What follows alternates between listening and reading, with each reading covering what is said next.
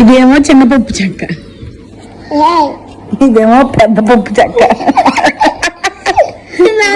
ఇది పప్పు చెక్క, ఇది చిన్న పప్పు చెక్క, ఇదేమో బుల్లి పప్పు చెక్క.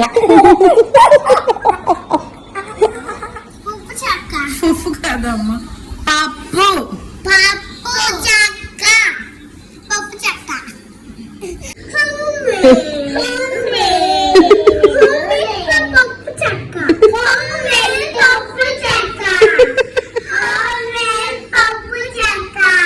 అమ్ముతున్నారా?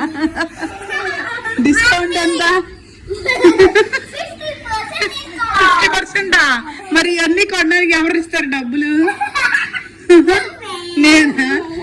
నేనే చేసి నాకే డిస్కౌంట్ ఇస్తావా? ఎవరి కోసం?